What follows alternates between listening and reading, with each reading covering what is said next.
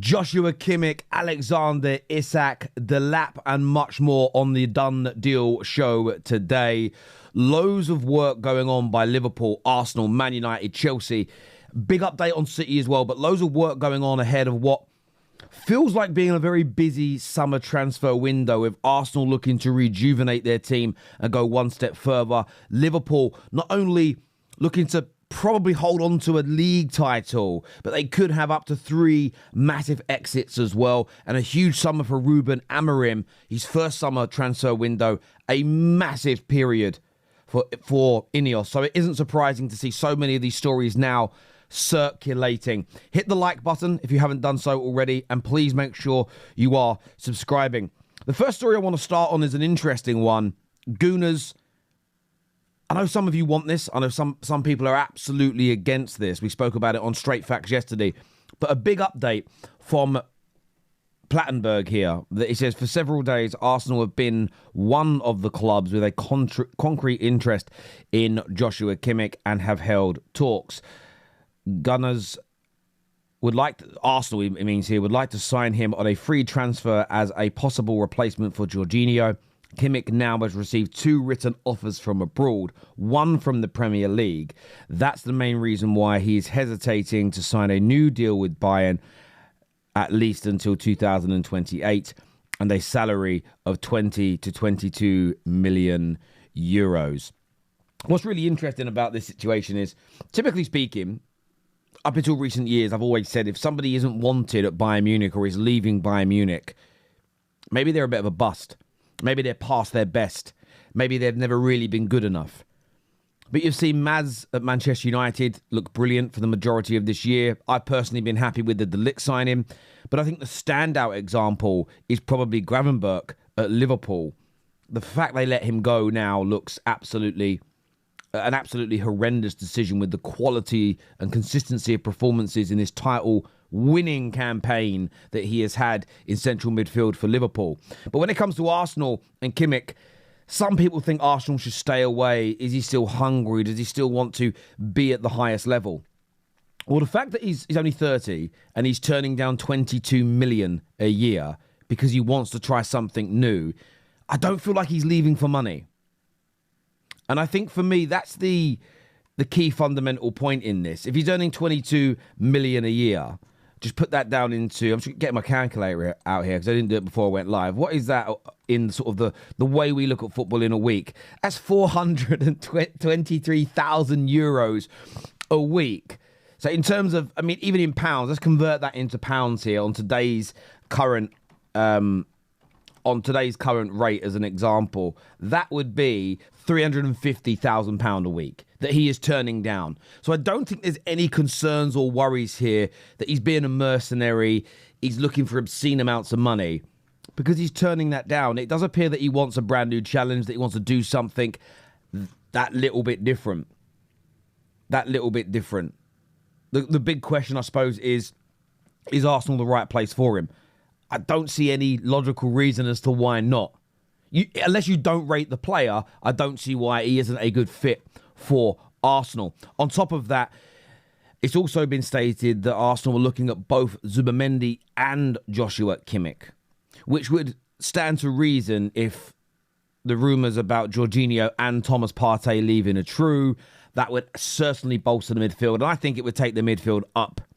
It would take them up a level, especially from this season's standards. There's no sort of doubt about that in my mind whatsoever. Question for Arsenal fans, though. Getting both could be tricky because money doesn't grow on trees. It could be tricky. If you had the choice between Kimmich and Zubimendi, which of the two would you prefer? Arsenal went and signed. Would love to ascertain your opinion on that. What I do think feels like it could be true this summer is Arsenal having a big summer transfer window. I know there'll be gooners that will play it down and say, I think this is PR. I don't think this is true. I don't think this is something that will happen. Potentially that is true. My gut feeling tells me, though, this is real. I think it's real that Arsenal will spend big this summer. Now, that doesn't guarantee you're going to be happy with all the signings, okay? Because I don't know who they're going to sign. I'm not in the know in that way. But I just can't imagine a summer where they drop 80, 90, 100 million pounds only on players. If they do, I think Arsenal fans have every single right to be fuming with that. But give us your thoughts on Joshua Kimmich to Arsenal.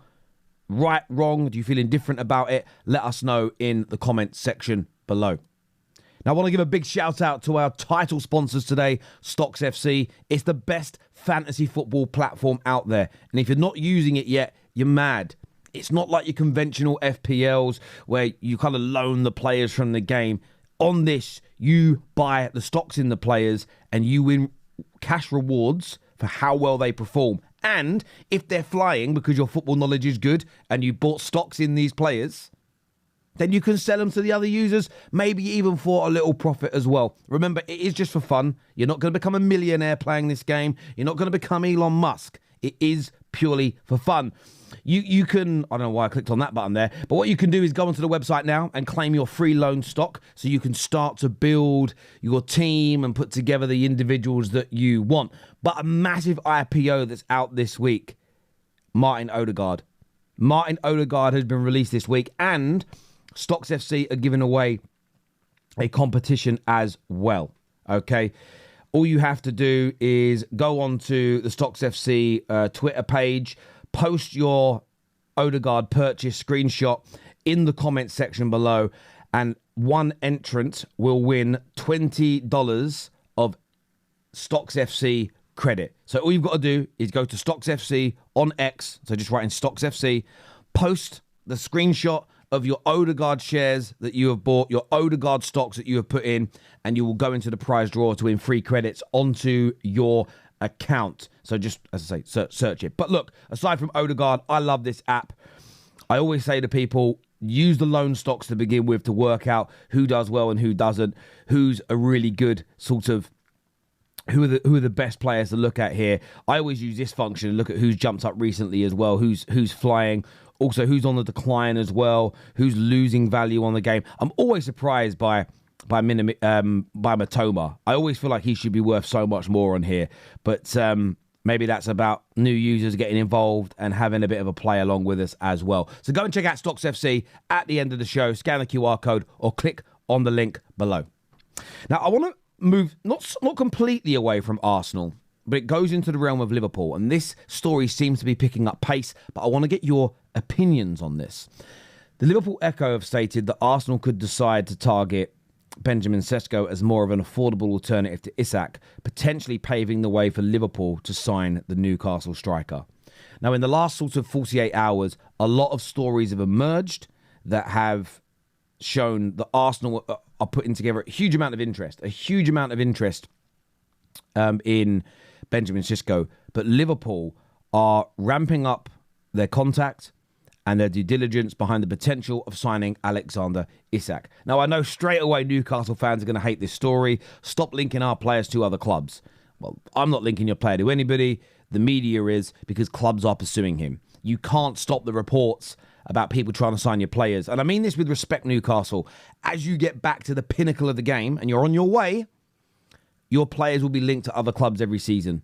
It's the nature of the beast. What you'll also find soon as well is your high-performing players, your best players, when they go for a little bad patch, suddenly they're going to start to be scrutinised. And for young Newcastle fans that have never experienced their club at this level, you will get scrutinised to a level you've never seen before.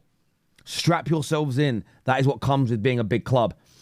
All that being said, I just don't see Liverpool, Arsenal, anybody taking Isak away from Newcastle this summer. Yes, the work's underway. The clubs are trying to persuade the player. They're trying to work on a way of getting that price down. But I don't think Newcastle budge. I think Newcastle invest well this summer, especially if they make it into European football. So if they win the Carabao Cup, they're in European football. If they get into the top 5, which is plausible, they make it into the Champions League this year. If they do any of those things, I just don't think Alexander Isak is going to be a viable option. Another link today, which I do find interesting, was this. And it's Manchester United it says here, have a better chance of winning the race for Ipswich is Liam Delap over Victor Osimhen. And that is from Give Me Sport. And Give Me Sport work with Ben Jacobs. They work with Fabrizio Romano and a number of other leading transfer journalists. And look, this is a bit more of an opinion piece than it is a news story, but there is truth to this. The striker market is going to be really tough. United are looking, according to a lot of reports, at Victor Osimhen. Others have said that they've got no chance because Arsenal and other teams are looking. But if Isak stays, for instance, at Liverpool, someone's going to go for Delap. I feel like the strikers could run out pretty quickly this summer. So there's talk of now Arsenal getting involved in the Osimhen deal. That's because Sesko is linked to a few clubs. I don't think Isak is going to move. But I'd love to get your opinions right now. And of course, no one's going to hold you to this because the world changes. But where do you think all these strikers end up come the end of the summer transfer window? Isak, Sesko, Osimhen, Delap. Those four, where do you think they end up playing next season? Let me know. There's a Chelsea story here that I want to touch on because I hope for Chelsea's sake it's not true. Now, this comes from Ben Jacob, who says Chelsea have no plans to sign a new goalkeeper this summer. Robert Sanchez, Jorgensen and Petrovic and Mike Penders all seen as capable of competing for the number one spot next season. And I don't know about you, I'm not a Chelsea fan, but reading that, I can hear alarms. It sounds like the World War II air raid sirens going off in my nut. This is where I understand Chelsea fans losing faith in Clear Lake, losing faith in their sporting directors, losing faith in the project. They got themselves into the fledgling stages of a title race. And due to the lack of quality and then some injuries and a very poor January, by the standards they have set, and I'm talking money spent, they've fallen away from it. They do have the makings of a very talented young squad. One of the biggest hindrances to the season this year, is that a word, hindrances? Maybe. One of the things that's hindered them the most, I know that's a word, has been their poor goalkeepers. Whether it be yes, they've all you can go and put a little comp together of the good saves they've made, and they have made good saves, but there's been far too many mistakes, far too many dodgy moments with the ball at the back. They need to up those levels. I don't see Sanchez or Jorgensen going up to that next level next season. So even if they go out and buy that striker, even if they go out and buy that additional attacking midfielder, that winger that's consistent, and they score more goals, yes, I'll be closer to the top. But Chelsea have to look at upgrading that goalkeeping position. 110,000% that has to happen. It has to. Chelsea fans, look, there'll be reports that will probably supersede, or not supersede, but challenge what Ben Jacobs has said here. But there are protests going on at the moment. There are thousands, hundreds of thousands of Chelsea fans, maybe even millions, who are not happy with the way the club is operating. How do you all feel about this? Is this just a briefing to not damage the confidence for the remainder of the season? Or do you think it is true? You may have an alternative theory regarding this situation. I'd love to hear from you in the comments section below.